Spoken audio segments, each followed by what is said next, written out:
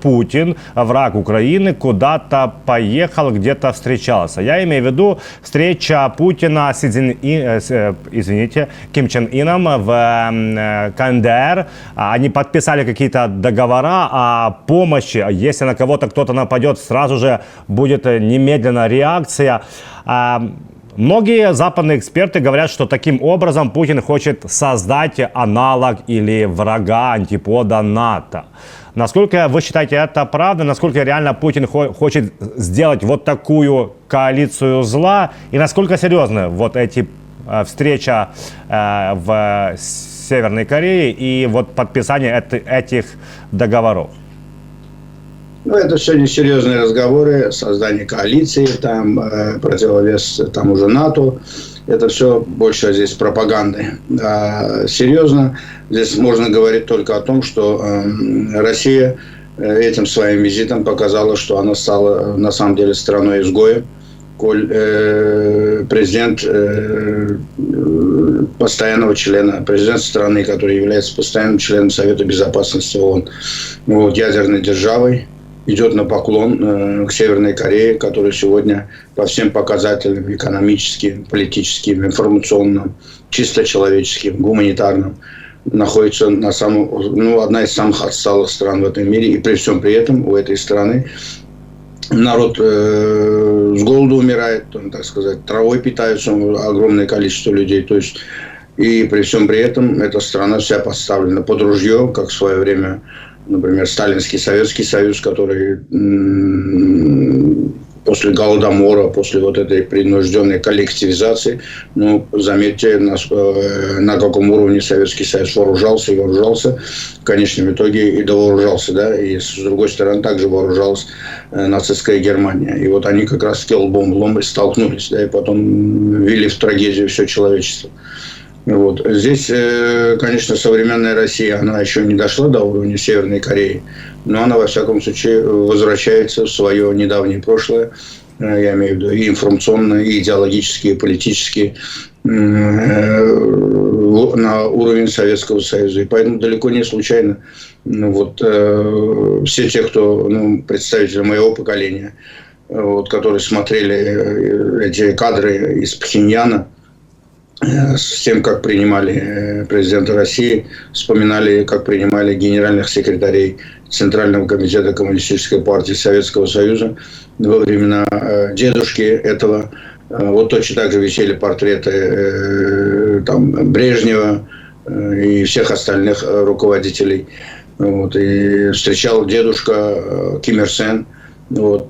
Потом, естественно, самого нынешнего президента встречал там в свое время его отец Ким Чен Ир, а теперь вот и сам внук и сын предыдущих руководителей. И все на том же самом уровне, так сказать, пионеры, октябрята, флажки, музыка, помпезность и демонстрация военной силы. А что там творится в простых магазинах, пойдите посмотрите, да, уровень жизни этой страны. И вот это лишний раз говорит о том, и Советский Союз был такой же, да, потому что поэтому Советский Союз так и рухнул, когда Америка всерьез занялась Советским Союзом после авантюры в Афганистане. И этой конкуренции, вот такой нажима, вот этой санкционной политики и по всем направлениям Советский Союз не выдержал. То, что касается Северной Кореи, которая находится под санкциями, и эти санкции в свое время та же Россия поддержала, будучи в сделке с коллективным Западом на протяжении последних 30 лет, да, 10 лет при Ельцине, 20 лет при Владимире Путине, да, до вот этой полномасштабной агрессии против вас 24 февраля 2 года тому назад. Вот. И когда все правила были нарушены, и после этого уже на саму Россию стали накладывать эти санкции раз за разом. Сегодня уже, как вы видите, принят 14-й уровень пакет санкций, и усиливаются санкции и отдельно взятых конкретных стран. И, естественно, это показывает, что Россия наплевала теперь и на собственные решения в Совете Безопасности. Она идет на нарушение резолюции Совета Безопасности Организации Объединенных Наций, потому что там предусмотрена любая, так сказать, поддержка вне этих резолюций, это нарушение этой резолюции. И, значит, она открытым текстом идет, а понятное дело, почему она идет открыто. на это, ну, коли она сама находится под санкциями, зачем ей сегодня считаться с этой организацией, с этими резолюциями, тем более, когда там она имеет право вето, и никакое решение ни против России, ни против Северной Кореи она не допустит. Вот, и поэтому он перестал, так сказать, играться, он снял маски, и он в открытую идет на поклон в Северную Корею и, как вы видите, открыто заключает военно-стратегическое партнерство, которое и так было, может быть, оно было завуалировано не на том уровне, но, опять же, это ни для кого не секрет, ни для Запада, ни для кого бы то ни было, ни тем более для американцев, которые слушают 24 часа в сутки и Россию, и Китай, и тем более Северную Корею. Вот, и они прекрасно понимают, о чем они там говорят, о чем они там договорились и зачем вообще ездили туда. В основном это, конечно, военно-техническое сотрудничество, поэтому далеко не случайно в делегации был министр обороны и директор Роскосмоса и российские железные дороги. Да? Ну, про министра иностранных дел не говорю, это само собой. То есть это все именно в первую очередь связано с войной, которую Россия развязала против вас, и с теми возможностями, которые есть у Северной Кореи. Вся страна под ружьем, дешевая рабочая сила. И поэтому маленькая, я вот провожу всегда такую аналогию. Представьте, вся Россия сегодня на военном положении, да, и они работают 3 смены. Ну, представьте себе размеры, так сказать, Северной Кореи, как какая-то губерния России, да, тот же Хабаровский край или Приморский край. И вот представьте себе, ну, там количество населения несколько десятков миллионов, и все они под ружьем, это дешевая рабочая сила, они 24 часа в сутки работают, и они могут поставлять ровно намного больше, миллионном количестве боеприпасов, которые сегодня остро нуждается российская военная машина. И в первую очередь это именно за этим они поехали туда. Вот. И я не сомневаюсь, что это сделано с одобрения при молчаливом согласии Китая, который старается показывать себя как не стороной конфликта, и Китаю это удается. Потому что Китай напрямую не задействует здесь, но он разрешает Северной Корее входить в определенные отношения с Россией. Ну, естественно, все происходит под руководством того же Китая. И есть определенные красные линии, которые Китай не хотел бы, чтобы здесь были нарушены, потому что это может ударить по взаимоотношениям Китая как с Евросоюзом и также с Соединенными Штатами Америки. Вроде бы как будто все это пока соблюдается, потому что вы видите, сильных наездов со стороны Евросоюза и США на Китай нету. То, что вы слышите это в публичной плоскости, это обычная информационная шумиха, пропаганда. Американцы с Си Цзиньпинем договорились до конца этой президентской кампании, никакой эскалации не будет. Поэтому то, что он поехал туда, это ожидаемо. И никаких там секретов, никаких новостей, таких, которые вот неожиданные произошли, ни для кого этого нету. Более того, с моей точки зрения, это очень хорошо, если смотреть через призму Украины. Это очень хорошо для Украины. Потому что в результате этого, посмотрите, в движение приходит Южная Корея, который делает сразу же заявление о том, что мы пересматриваем свою позицию по поддержке Украины и по поставкам вооружений, что вызывает резкую негативную реакцию лично президента России, который говорит, ну мы тогда вынуждены будем принимать какие-то решения. Ну какие они решения могут принять? Что они нападать будут на Южную Корею, где стоит 50-тысячная американская армия, и плюс вокруг находится весь флот, Тихоокеанский флот Америки, да? С ядерными боеголовками, ну, пускай попробуют что-то сделать. Другое дело, да, это напряжение, это эскалация, это риторика. Но вам это выгодно. Вам выгодно, что Южная Корея придет в движение. Вам выгодно, что Соединенные Штаты Америки будут ужесточать, заметьте, разговор о Патриотах, как пошел, что вот именно приостанавливают передачу Патриотов, которые были согласованы со всеми странами, но за исключением Израиля и Тайваня. Вот, и в первую очередь приоритет отдается той же Украине. И к этому подключаются и ключевые страны Евросоюза.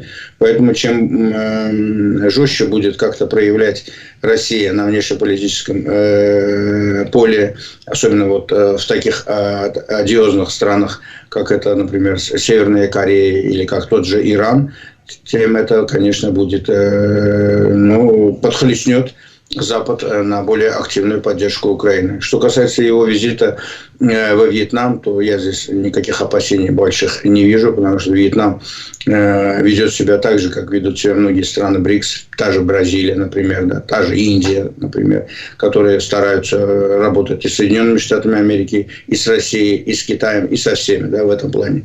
Поэтому напоминаю, что тот же Байден был недавно со своим визитом в том же Вьетнаме, и сегодня визит президента России, это лишний раз просто показывает, что увеличивается значимость глобального юга и вот этого региона.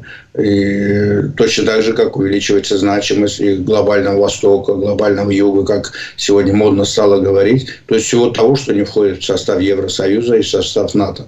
Потому что там и ресурсы, там и логистика, там и очень много того, что очень важно в современном мире. Поэтому, естественно, эти визиты будут продолжаться. А то, что это совершенно не попахивает альтернативой НАТО, это посмотрите на те страны, которые там есть, географически, как они связаны, и экономически, как они связаны, и пойдут ли они на это. На этой географии ключевая страна и главная страна – это Китай, а не Россия, и не тот же Вьетнам, и тем более не Северная Корея. А Китай, как вы видите, довольно неплохо торгует и с Европой, и Соединенными Штатами Америки. Другое дело, Китай считает, что это его территория. Китай создал своих плохих мальчиков. Сегодня роль этих плохих мальчиков, если раньше играла открыто только Северная Корея, то теперь вот к ним добавилась и Россия, и Китай, и Россия, и Северная Корея. Сегодня уже открытым текстом являются сателлитами Китая. Точно так же, как Беларусь является сателлитом той же России. Китай это устраивает, Китай просто контролирует этот процесс. И когда он дает вперед этих плохих мальчиков, он знает наверняка, что делает, потому что в конечном итоге, если надо будет образумить этих плохих мальчиков, будут напрямую выходить на Китай. И именно это нужно Китаю как сдерживание, да? Точно так же, как раньше Россию использовали как сдерживающий фактор против Китая, то теперь Китай использует эту Россию как сдерживающий фактор на ту же Европу и на те же Соединенные Штаты Америки для того, чтобы сдерживать их активность в том регионе, в котором находится географически Китай. Напомню, как активно американцы, вот как раз таки Соединенные Штаты, пробивают там и продвигают альтернативу НАТО, да, то есть юго-восточную НАТО, и в первую очередь такие страны, как Япония, Южная Корея, Новая Зеландия и Австралия. К ним присоединяется, как вы знаете, и Великобритания, поэтому это очень важно понимать, что противостояние Китая и Соединенных Штатов Америки, оно было, есть и будет.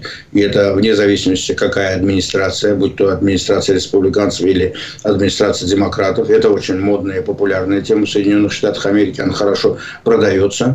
И особенно, когда идет президентская кампания. Но просто в отличие, например, от республиканской администрации, демократическая администрация, видите, пошла на сделку в плане того, что не эскалировать ситуацию ни на китайском направлении, ни на российско-украинском направлении, ни на ближневосточном направлении.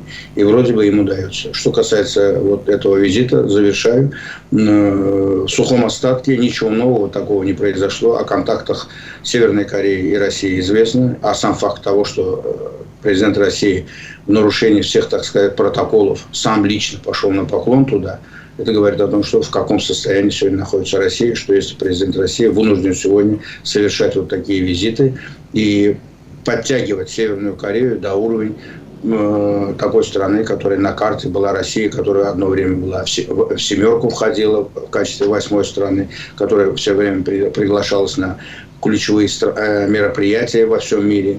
Россия, НАТО, а там уже Украина, НАТО. Вместо семерки там уже Украина там находится. Это о многом говорит. Поэтому сегодня визиты президента России в такие страны – это лишнее подтверждение тому, что дела у России сегодня не очень-то хороши. Но мы давайте не будем заниматься шапкой закидательства. И всегда будем помнить о том, что Россия большая, у нее огромные ресурсы. И Россия, конечно, эту войну еще может вести и год, и два. Но долго она это выдержать не сможет, особенно если Запад начнет просто увеличивать градус противостояния. Да? То есть, если Соединенные Штаты Америки увеличат поддержку Украины не на 5% по бюджету Пентагона, как это сегодня выглядит, а хотя бы на 10%. Тогда вы почувствуете, как Россия, в России почувствует, как там все тихо-тихо начинает трещать по швам. Точно так же, как это делали с Советским Союзом во время Афганистана. Просто тогда это был вялотекущий процесс, потому что боятся хаоса в самой ядерной стране мира. Ни тогда этого не хотели, ни сегодня не хотят. Все хотят, чтобы этот хаос был регулируемым. И вроде бы он как будто бы именно так и происходит. Да, господин Инус, еще вспомню я о Путине и Северной Корее, и Южной Кореи. Но хотел бы вот о Китае и о том, что я вот вспомнил, что Зеленский сказал на пресс-конференции после саммита мира. Я процитирую. Украина, его журналист Зеленского спросил, считает ли он Китай врагом. Ответил Зеленский. Украина никогда не говорила, что Китай наш враг. И я прошу вас не использовать такие вещи. Я всегда говорю, что у Украины враг один, Путин, потому что именно он напал на нас. Что касается друзей, то я считаю, что друзья — это те, кто помогает тогда, когда сложно. И я бы хотел, чтобы Китай был другом для Украины. Господин Инус, как можно объяснить эти слова, что Китай не враг, но он и не друг, он не помогает Украине, или он ничего не делает и немного помогает России? Он не сказал, что это враг, он не сказал, что это друг, он не сказал ничего. Он наоборот, то, что сказал ваш президент Зеленский, я полностью присоединяюсь к его словам, потому что я хочу, чтобы вот все те украинцы, которые будут слушать нашу передачу, журналисты, простые граждане, или все те, кто в публичной сфере работают, они должны следить за каждым своим словом, особенно касательно тех стран, на чью лояльность, подчеркиваю, именно лояльность, хотя я уже не говорю дружбу и поддержку, да, лояльность вы рассчитываете. И Китай здесь стоит на самом первом месте. И поэтому я вашего президента понимаю, который именно... У нас есть поговорка такая в Азербайджане. Гордого человека, погоняя, из него сделаете негодяя. Поэтому не надо сегодня повторять тезисы в информационном поле, украинском информационном поле, то, что вы слышите, например, на западном информационном поле. Потому что это противостояние, например, коллективного Запада и Китая, это не относится к противостоянию Украины и Китая. Не должно быть выглядеть таким образом. Потому что интересы Запада и Китая, они отличаются от интересов Украины с тем же Китаем. Вы понимаете? Вы должны понять, что... Всегда такие страны, маленькие страны, особенно постсоветского пространства, которые только-только получили свою независимость и не имеют тех возможностей и ресурсов, чтобы они не подпадали бы под раздачу. И поэтому вот надо равноудаленными быть. Вот я всегда пример привожу моего родного Азербайджана далеко не случайно. У нас прекрасные отношения с Евросоюзом, с половиной из этих Евросоюзов, 20 стран. У нас подписаны стратегические партнерские отношения. С самим Евросоюзом у нас подписана стратегическая безопасность. Вот, это с Брюсселем подписывала Урсула фон дер Ляйен как раз. Но у нас есть несколько стран Евросоюза, которые нас не любят. Ну и что дальше? У нас зато Евросоюз – это самое главное наше направление экономическое, да, в этом плане. То есть я к чему это веду? И при всем при этом вы видите, у нас прагматичные отношения с Россией, у нас прагматичные отношения с тем же Ираном. Год назад на азербайджанское посольство в Иране нападения были, и убили азербайджанских дипломатов. И посольство закрыто было целый год, и оно вот только сейчас в новом месте будет функционировать. Да? То есть я к чему? А с Россией какие у нас отношения были после Первой Карабахской войны, когда Россия помогла Армении оккупировать наши территории. Это все делала Россия, ельцинская это Россия. То есть я к тому говорю, что и все равно мы при всем при этом нас на севере не любят, ни в России не любят, ни в Иране не любят, но мы при всем при этом с ними работаем точно так же, да, как и с Евросоюзом. И с Китаем также работаем. С Китаем, но у нас есть своя семья, да, как сказал президент Азербайджана. Наша семья – это союз тюркских государств во главе с лидером этих стран, это Турция. И это наше стратегическое партнерство. И к чему я веду, да? И поэтому, когда кто-то говорит, например, плохо про каких-то партнеров Азербайджана, в азербайджанском информационном поле вы об этом не услышите. Пускай об этом говорят в Европе, ради бога. Пускай в Иране что-то говорят против кого-то. Пускай в России говорят что-то против кого-то. Или в Китае говорят против кого-то. Но пускай самое главное, чтобы внутри Азербайджана информационного поля этого у нас не было бы. Точно так же, как в этих странах что-то против Азербайджана, чтобы не говорилось. Потому что когда что-то будет против Азербайджана говориться в этих странах, будь то США, Евросоюз, Россия, Иран или Китай, да, или та же Украина, разницы нету, или та же Грузия. То есть я к тому говорю, моментально будет ответка со стороны Азербайджана. Но Азербайджан не ищет врагов, Азербайджан ищет друзей, потому что мы не входим ни в какие институты, мы равно удалены. То есть это дипломатия. Вот это я к тому говорю, чтобы вам было... Вот я как понимаю слова вашего президента. Потому что ваш президент очень рассчитывает на роль Китая во всех этих процессах, потому что Китай – это очень важная страна. Китай – главная страна, которая противостоит, и которая может и помочь, и туда, и сюда. Поэтому Китай, видите, как ведет себя. И все с этой позиции считаются. Если кто-то наезжает на тот же Китай, вот пускай они и наезжают, пускай они ведут счет. Но самое главное, чтобы вы не становились бы игрушкой в руках этих стран. Я вот это хотел сказать. Я так думаю, ваш президент именно это имел в виду. И чем больше в украинском информационном поле и со стороны официальных лиц, и со стороны гражданского общества это будут слышать в том же Китае, тем больше вы будете слышать лояльного информационного потока и в китайском информационном поле. И здесь очень важно, это улица с двусторонним движением. Очень важно, как будет работать ваше посольство там и многие ваши бизнес-структуры. Поэтому надо сделать так, чтобы Украина и Китай налаживали свои отношения. И вы имеете все возможности для этого, потому что самая большая страна в Европе географически, и вы в прекрасном месте находитесь, и просто вы оказались сегодня под раздачей. Но это совершенно не говорит о том, что завтра не взойдет солнце над этой территорией. Оно взойдет. Просто другое дело, кто будет сегодня там заниматься этим. Вот посмотрите на освобожденный Карабах и на все районы. И посмотрите на компании, которые сегодня там занимаются, да, и вместе с азербайджанцами восстановлением всей этой прекрасной такой территории. И там находятся только те страны и представители бизнеса тех стран, которые всегда были вот так лояльны, которые следовали вот этой политике. Потому что там не вы встретите ни одну компанию из страны, которая враждебно относится к Азербайджану. Вот поэтому вы должны сделать так, чтобы именно китайцы были бы заинтересованы работать в вашей стране. И поэтому нужно создавать положительный информационный фон и не следовать фарватере тех, кто сегодня, например, с ними работает на конфронтации. Это не ваши проблемы. Да, господин Нуси, я хотел бы также процитировать слова генсека НАТО, который скоро уже уходит. Это немаловажно, потому что я так думаю, что здесь тоже это играет роль, потому что Столтенберг сказал следующее, что Запад должен заставить Китай заплатить за поддержку Российской Федерации. Он упомянул, что в прошлом году Россия импортировала с Китая 90% своей микроэлектроники и сказал, что вот Китай хочет усидеть на двух стульях, якобы и помогать России, и работать с Западом. Как реагировать нужно на эту вот фразу от Столтенберга, который всегда был бы он такой серьезный в помощи Украине, знаете, вот таким резким, да, этого было хорошо. Но вот сюда же, что осенью на его место, скорее всего, придет Марк Рютте, премьер-министр Нидерландов, здесь играет роль какую-то, что вот генсек НАТО сейчас идет, Столтенберг, и он говорит больше, чем всегда.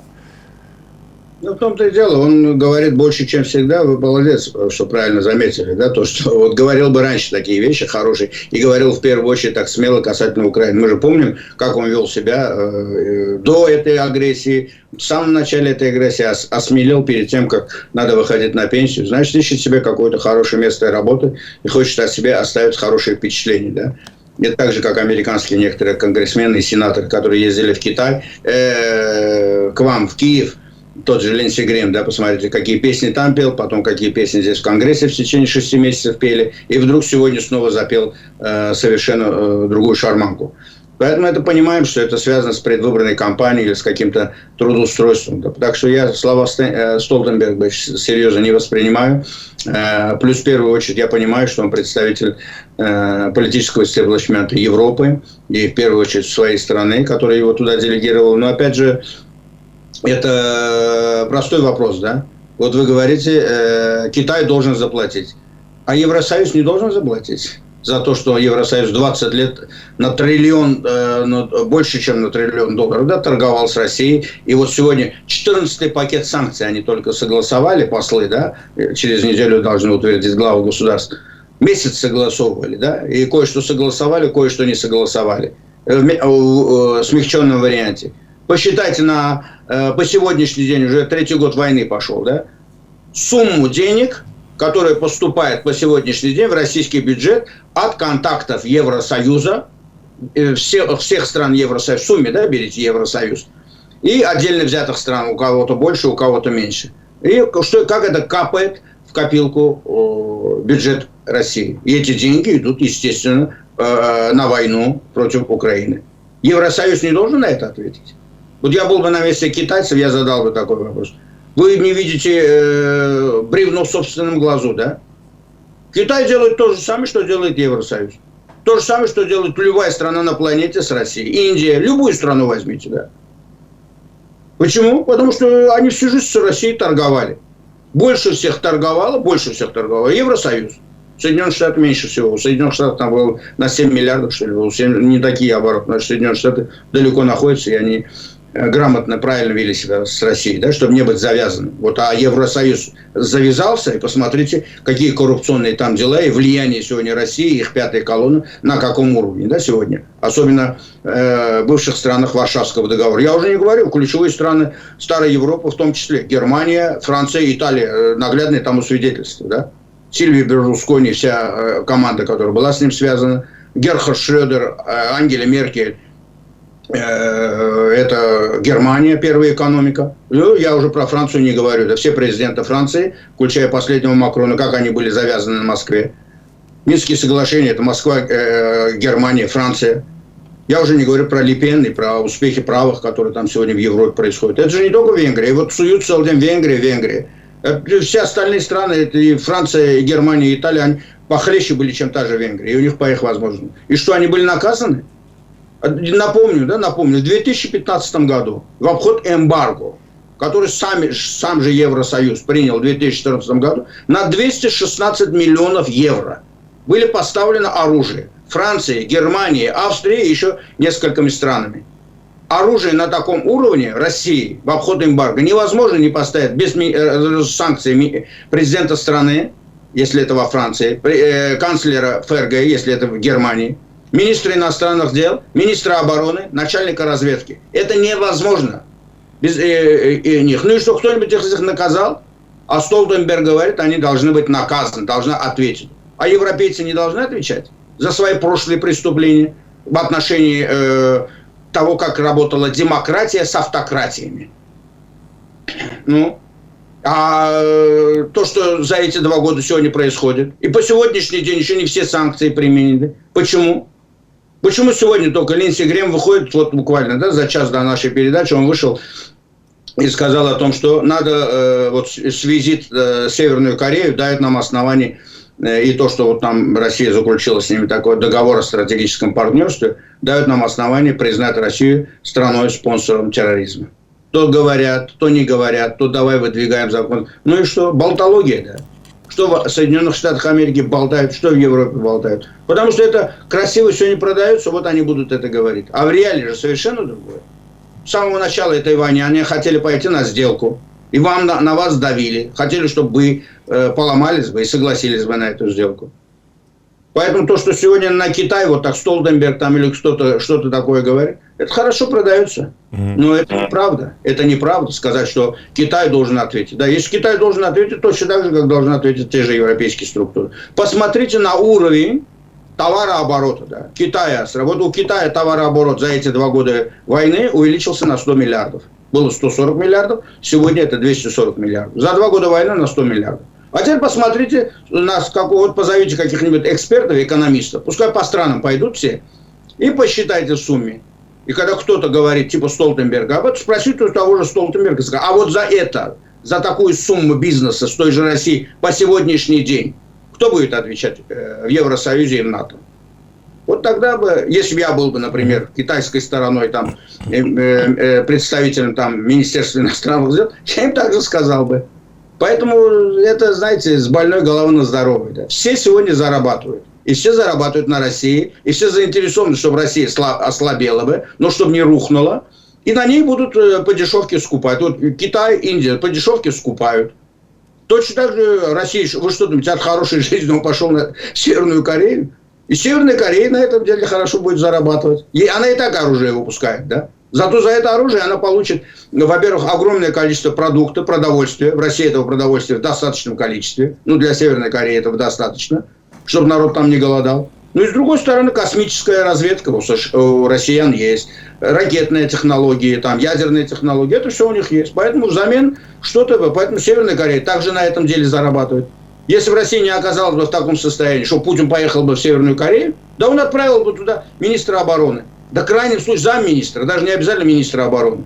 Потому что Северная Корея – это не тот уровень, куда должен летать президент страны, постоянный член Совета Безопасности. Понимаете? Значит, не от хорошей жизни. Так что я бы так ответил бы на ваш вопрос.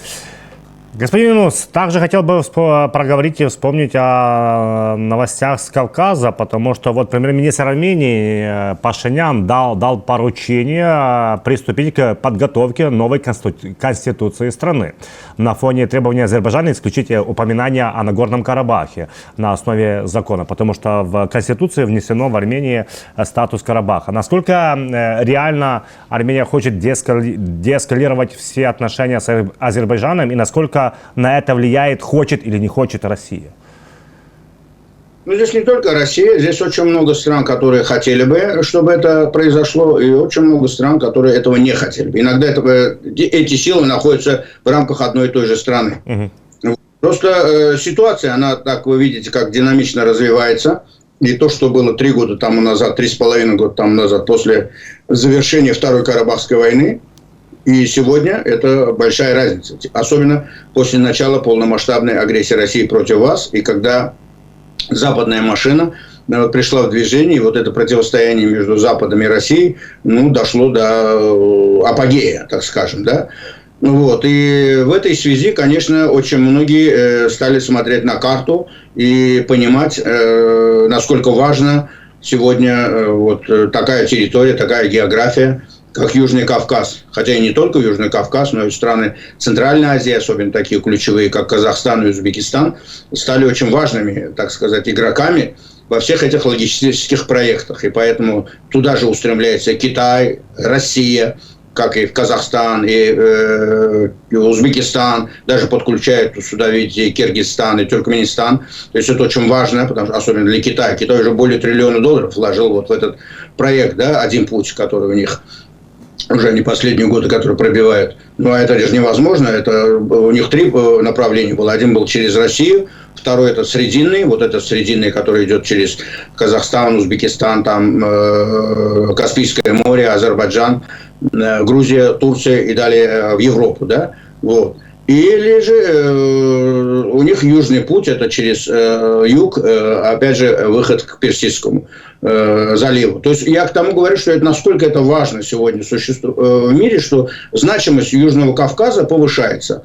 И туда устремляется и Россия, потому что западная граница для нее закрыта. Вот. Иран в этой ситуации оказывается в сложной ситуации. С одной стороны, это постоянный союзник стратегический Армения и Иран, они всегда, потому что единственная граница у Ирана туда, это была с Азербайджаном и с Арменией, да, вот, и на этих границах всегда стояла Россия, да, во времена Советского Союза, но сегодня со стороны Азербайджана там стоят азербайджанские войска, пограничники, а со стороны Армении там стоят российские пограничники, и по сегодняшний день они там стоят, и поэтому, естественно, возникает огромное количество вопросов, как это будет выглядеть, россияне уйдут или они там останутся, коридор там откроется, Зангезурский, который соединяет Азербайджан с Нахичеванью, и оттуда, как вы сами понимаете, прямой выход на Турцию, и по железной дороге, и автотранспорт. То есть это все. А как это будет, а Иран, как в этой ситуации он закроется? То есть если Иран, поэтому Иран тоже активно принимает участие во всех этих процессах, и иногда и активно сначала войска выдвигал на границы с Азербайджаном, если вы помните, год тому назад. Вот это все, и тут, естественно, и Турция активный игрок в этом регионе. Я уже не говорю про Евросоюз, про НАТО, про Соединенные Штаты Америки, Францию, которые 30 лет вот так же с той же Россией вроде бы договорились. Россия и Запад, они по всем этим вопросам договорились. Они договорились по Молдове, по Приднестровью, они договорились по Абхазии, Цхинвальскому региону, они договорились по Карабаху 30 лет, и они договорились с 2014 года и по Крыму и Донбассу, да, то есть по этим Минские соглашения. И все было прекрасно. Пока Москва не нарушила эти правила 2 года тому назад. И далеко не случайно к нему сразу прилетели туда и Макрон, и Шольц, и Драги, тогдашний премьер-министр, и уговаривали его: ты что ты делаешь, стреляешь себе в ноги, и у нас такой бизнес был, 20 лет налаженный. Так что, на что президент России спокойно сказал: не дергайтесь, все будет нормально, американцы это проглотят. Американцы, может быть, и проглотили бы.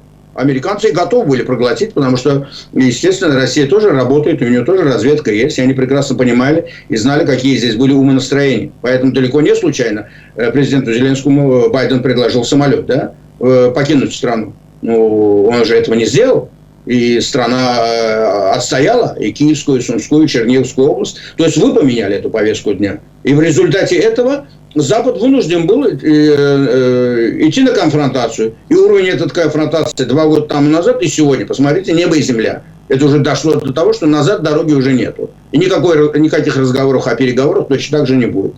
Поэтому вот это все лишний раз показывает, насколько значимой сегодня стала эта территория. И уже ежели раньше США, Франция и Москва по Карабаху были довольны этой ситуацией в рамках Минской группы ОБСЕ, то теперь этой Минской группы ОБСЕ больше нету. Она ушла в мусор истории. Тем более 3 сопредседателя там уже враждуют друг с другом. И у всех разная позиция. Азербайджан грамотно на этом разыграл, на этом противоходе. Всех этих сопредседателей отправил в мусор истории. Ну, теперь каждый из них по отдельности работает. Отдельно работает с Россией, отдельно работает с Ираном, отдельно работает с Брюсселем и отдельно работает с Соединенными Штатами Америки. И вроде у нас это неплохо получается, как вы видите. Уже послы из Соединенных Штатов Америки, посол Франции в Карабахе побывала. Я уже не говорю про всех представителей европейских стран. Вы видите, в Карабахе уже строятся аэродромы, инфраструктура. Посмотрите, что... Это же Клондайк, это, знаете, это какая курортная зона. Что будет там через несколько лет, вы увидите. И, естественно, я уже не говорю, логистика, да, вся. И Армения прекрасно понимает, в каком тупике она находится. Я поэтому далеко не случайно всегда говорю: изучайте материальную часть. Когда говорят геополитика, что такое гео? Гео – это география, понимаете, это география. Поэтому надо смотреть на географию. А география показывает, что Армения находится в тупике, у нее нет выхода ни к морю, у нее выхода никуда нету. Слева Турция, справа Азербайджан, сверху Грузия, внизу Иран. Больше ничего. Стратегическое партнерство Азербайджан, Грузия, Турция обеспечили Грузии нынешнее процветание. Посмотрите на Аджарию. Армения могла бы в этом так же процветать? Конечно, могла бы. И поэтому Пашинян вроде бы делает такие заявления. То, что он заявил о том, что Армения должна отказаться от мифической истории, от мифической Армении, вот этими идиотские все мечты, да, Великая Армения, от моря до моря, там, вот эти дурацкие Миацум, туда-сюда, вот это Арцак, Марцак, вот эти все глупости, да, которые они с утра до вечера долбили и сделали трагедию для своего народа. Десятки тысяч погибли, а сегодня они у разбитого корыта. И этот премьер-министр вроде бы, он тоже не от хорошей жизни такой умный стал, понимаете? Пока ему дубинкой не дали по голове. Да, это тот же премьер-министр, который в 2018 году, Пашиняна когда избрали, он же за год до войны, он приехал в город Шушу, на танцевал там, выпил и там устраивал танцы и говорил о том, что Карабах – это Армения и точка. Этот же человек буквально через несколько лет говорит уже другое.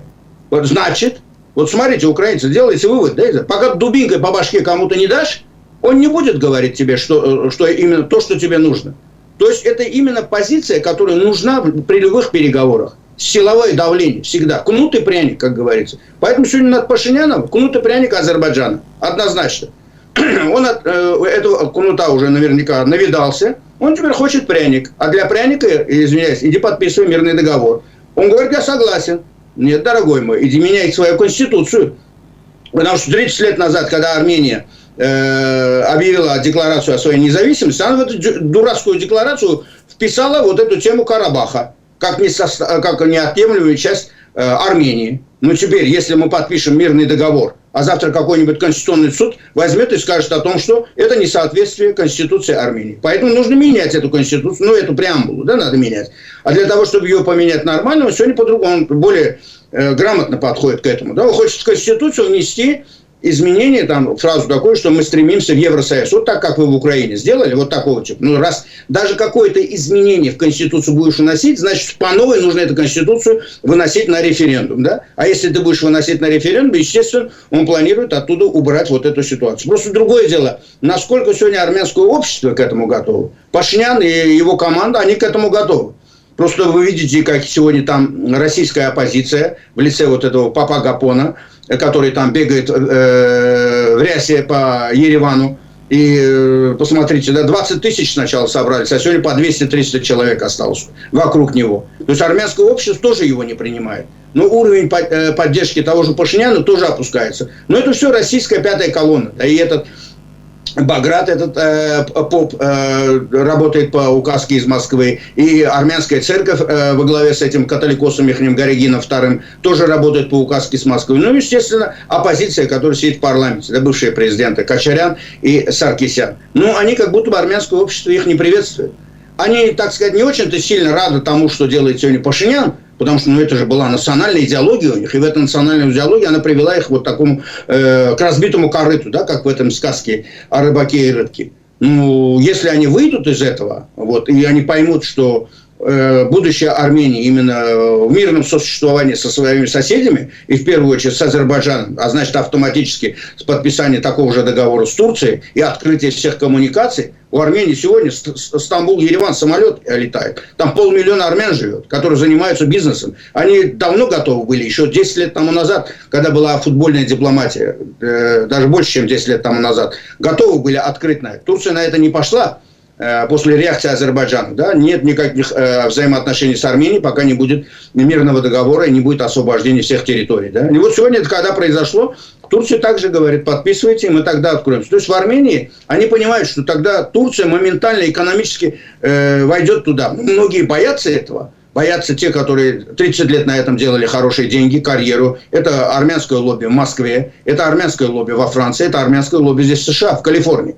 И это, естественно, они выступают сегодня против этого. Очень сильно на первом месте выступает против этого лично президент Франции Эммануэль Макрон, потому что он сделал ставку на армянское лобби во Франции, которое, так сказать, является, подпитывается, ну и финансируется, которое финансирует Дашнак Цюцюн. То есть ту политическую структуру, которая является сегодня оппозицией к Пашиняну. Поэтому Макрон, при всем, так сказать, поддержке того же Пашиняна, он сегодня против Пашиняна. Он против того, что делает Пашинян, и и Пашинян это прекрасно понимает. Он понимает, что его во Франции тоже хотят использовать во всех этих играх, и в конце концов его потом выбросят в мусор истории как использованный, да, патрон. А он этого тоже не хочет. И поэтому он и охрану усилил свою, поэтому он боится и за свою физическую жизнь, и за свое политическое будущее. Но у него других вариантов сегодня нет. Раз он назвался в Грузию, полезая в кузов. Да? Плюс ему вроде бы поддержку оказывает сегодня здесь в Соединенных Штатах Америки. Вот эти последние визиты и помощника Блинкена, О'Брайен приезжал туда, и первый заместитель Блинкена недавно, несколько дней назад был там. Это лишнее подтверждение тому, что и это визиты совершаются после того, как помощник президента Азербайджана совершил визит здесь и встречался как раз-таки со всеми ними здесь, в Вашингтоне. Потом он встречался в Брюсселе с руководством НАТО и с ключевыми политиками в Брюсселе в том числе. И поэтому мы понимаем, какие идут процессы, и уже мы слышим, так сказать, положительную риторику и из Брюсселя, и с Вашингтона, и из самого Еревана, из уст самого Пашиняна, и из уст его министра иностранных дел. И вроде бы к концу этого года, как вы знаете, в Баку пройдет ЧОП-29, это главный саммит по климату, да, который будет проходить в Баку. И вот как будто бы хотят в преддверии этого саммита заключить этот мирный договор. Плюс есть разговор о том, что лично Пашинян впервые за всю историю посетит Азербайджан. То есть, поэтому на кону очень идут большие процессы. Я далеко не случайно всегда говорил, что если это удастся, тогда на кону будет и Нобелевская премия мира, которая будет вручена и Пашиняну, и президенту Азербайджана, однозначно. Ну и тому политическому лидеру на Западе, который будет третьим, да, в этой кампании. Вот кто будет этим, я не знаю. Ну, вроде бы шансы американцев и лично Энтони Блинкена намного предпочтительны, для меня кажется. Поэтому процессы идут в нужном направлении. Просто нужно понимать, кто здесь в регионе и кто кому противостоит. Давайте это как по минному полю идти, то есть без шапкозакидательства, но как будто все говорит о том, что реально мирный договор между Азербайджаном и Арменией подписать в этом году, это очень реально, но для этого очень важно, чтобы армянское общество понимало бы, что без изменений в Конституции, вот этой дурацкой декларации, реально мир Азербайджан на это не пойдет, потому что Азербайджану торопиться некуда. Мир в первую очередь нужен сегодня Армении, которая оказалась в очень сложной геополитической ситуации. У Азербайджана этих проблем нет. Мы свою территорию освободили, мы восстановили суверенитет, территориальную целостность, мы вышли на границы Армении, наша армия там стоит. Через год будет у нас единая армия Турция, Азербайджан по лучшим стандартам НАТО, поэтому у нас нет проблем ни с НАТО, ни с Евросоюзом. Значит, проблемы есть у всех тех, кто вокруг находится. В первую очередь это касается Армении. Поэтому армяне должны понимать, в какой они нынешней ситуации находятся, тем более глядя на то, какие процессы идут сегодня вокруг нашего региона, и на Ближнем Востоке, и на российско-украинском направлении в том числе. Поэтому, я думаю, им есть над чем задуматься, и я очень надеюсь, что они сделают правильные выводы из всего этого. Господин Нус, большое спасибо за этот разговор. Спасибо, что нашли время и проговорили про важные процессы и то, что вы, как всегда, расставляете акценты. И, казалось бы, то, что именно, как вы говорите, в западной прессе очень раздувают, оно не отвечает действительности. Да? Вот как и визит того же Путина в Северную Корею. О том, что там фактически нет ничего нового. Они дальше работали и сотрудничали. Спасибо вам большое. Дякую. До побачення. Слава Україні. Героям слава. Нагадаю нашим глядачам, з нами був Раміс Юнус. Обов'язково ставте завжди як лайки, коментуйте, підписуйтесь і діліться нашою розмовою. Мене звати Ігор Гаврищак. Ми з вами побачимось в ефірі 24 каналу.